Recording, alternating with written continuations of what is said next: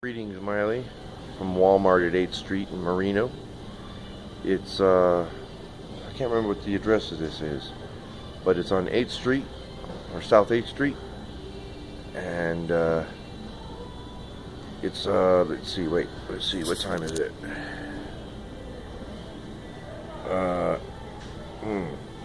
20 minutes till 5, Colorado time. Been a long night for me. I had about maybe 4 to 6 hours of sleep all day. You know, I don't sleep much. I sit at the computer most of the day. So, you got any questions for me? I don't know. What do you want to know about me? You know what I'd like to know about you? What's your favorite color? What is your favorite color? Mine are black, purple. I love blue, all shades of blue. I like canary yellow, like the one on Nash Bridges' convertible Cuda. That's the color I like. It's a very pretty color. I like white. It's kind of an non-standard color. I like I don't know, just green. I like, I don't know what shade of green it is. It's like a just straight green. And I don't know, what else do I like? I love chocolate. I love chocolate. I'm a chocolate connoisseur. Ever had that kind of chocolate with a little bit of wine in it? Tastes good. I never had that before, you know, not that long ago, and I tasted it. I was like, wow. So, what else? You know that I'm creative. You know that you know very well that I create music and I love artistic stuff, and I like hiking. I like adventure. I like travel. I'm good with travel. Oh, check this out. I was just going to mention this. You know, my mom, Cynthia Gano, which I've mentioned on Facebook a couple times. Well, my brother, me, and my mom would pile into a little Volvo, a little green Volvo with a brown back seat. That's the one with me in the Miami Vice outfit as a kid.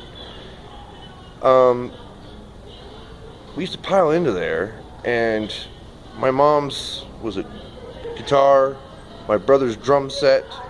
My mom bought him a drum set, so we pile that in there. I'd pile in like 4 of my guitars, my keyboard, my drum machine.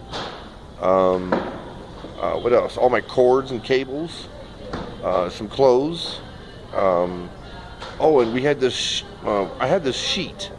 It was this old Sesame Street sheet with Big Bird and, you know, of course, all the characters and whatnot on it.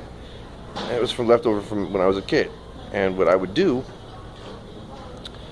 is use it, you know, to tuck around the headrests and create like a tent, and, you know, keep ourselves shaded from the sun. And we just had to put a dip in the center so that my mom could see out the back through the rear view mirror. So, you know, we tuck it around the headrests, you know, so she could see out.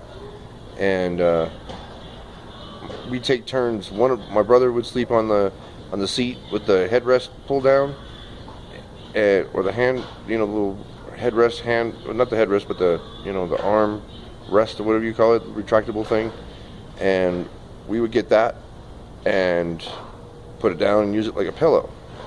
And one of us would sleep in the bottom of the floorboard on the hump and use that as a pillow for a long time. After a while, it got hard and lumpy after a while, you know, bumpy or whatever. So I'd use a pillow, you know, so whatever pillow I had. And we'd go for 5,000 miles sometimes, round trip. You know, we'd go to Seattle, or we'd go to Oregon, and we'd go to California and see people we knew there in all kinds of places, Ojai and what was that, Riverside, and a few other places. And we'd go to, after going through there, we'd wind our way back home through Idaho, and end up going down through New Mexico and coming through Colorado here along I-25, and go back Tucson through I-10, going back that way. So, you know, I'm used to traveling. I'm used to that. It's an old thing, you know. So if you think that I wouldn't be able to handle it, or I'd get homesick, or, you know, I wouldn't be able to act right or something, that ain't the truth. I'm the most mellow guy you've probably ever met. So, I'm chill. I'm really chill. So, I just want you to know, I can handle myself. You know, while you're on stage, I'll sit back in the dressing room with a monitor and watch the stage show behind the scenes, or I go sit back with the sound guy. You know what I mean? Out in the crowd, go sit with him, and just keep my hands to myself and just, you know, watch the show, or, you know, whatever. And I just wind my way back to the backstage whenever, and meet you back there at a certain time, look at my watch and go, okay, it's going to take me about 10 minutes to get there, so I'm going to start out early. You know, be responsible. So, here, that's the deal, you know. I don't know.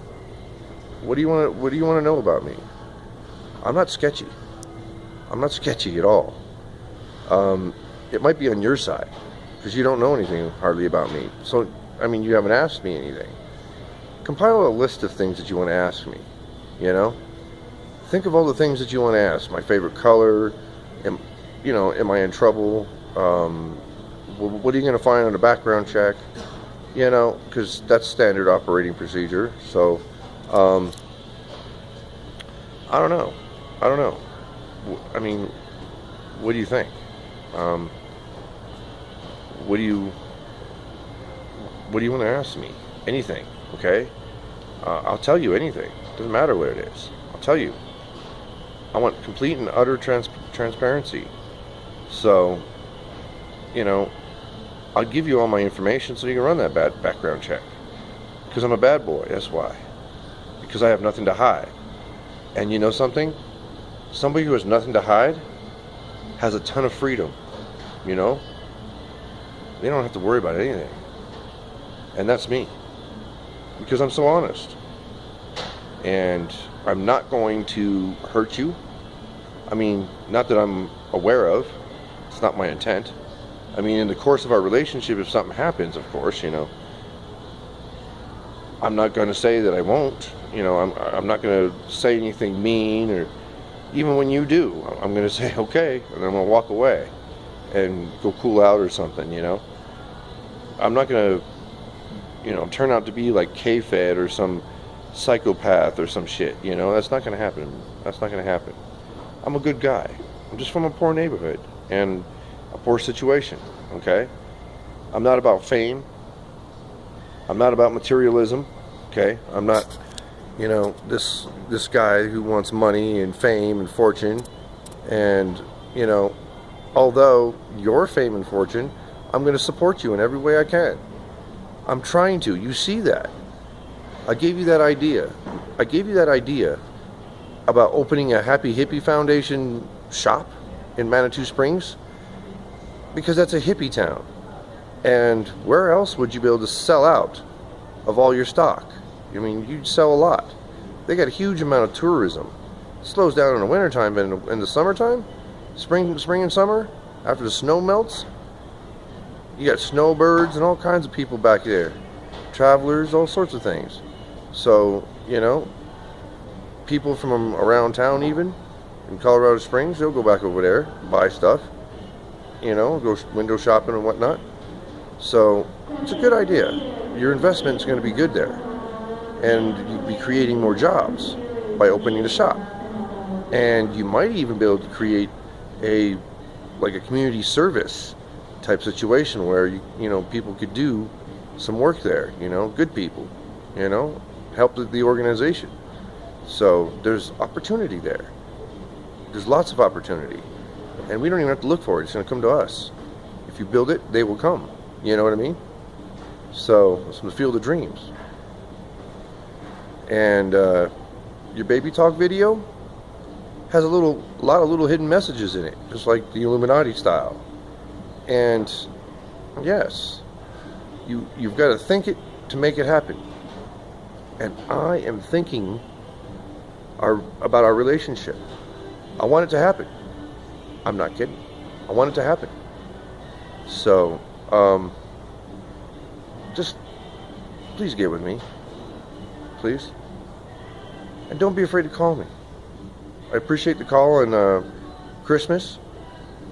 And if you have any questions, please feel free to call me. Ask, and tell your dad that too. Tell your dad it's okay to call me. Give him my number. If he has a bunch of questions, it's cool. I don't have any transportation. I'm walking, so I may have to walk to our meet. Because if I can't find a ride, I'm going to walk. It's a long walk, but it's a love walk, like Johnny Cash made. It's a love walk, That's what he did. Remember with June Carter? Our love is going to be like June Carter Cash. That's what we have. Okay? We have what Johnny Cash had. Okay? That's what we have. I've been looking around in the biggest Hollywood examples because you're so Hollywood. So I figured Johnny Cash, you know who Johnny Cash is, obviously. Any country music singer worth their salt is going to know about him. And they're going to know the history. And they've probably watched the life story or the autobiography or whatever. So, trust me. All right? You and I are going to have what Johnny Cash and June Carter had. And that's a very rare and special love. Okay? Johnny Cash he was a drug user and whatever. And June, she stuck with her man pretty much the whole time. Okay? So, think about that story. And we're going to be just like Johnny Cash. Okay? That's what we're going to have. All right? So, have some faith. All right? That it'll work out. Don't question it. All right? I love you. I love you. I will talk to you later.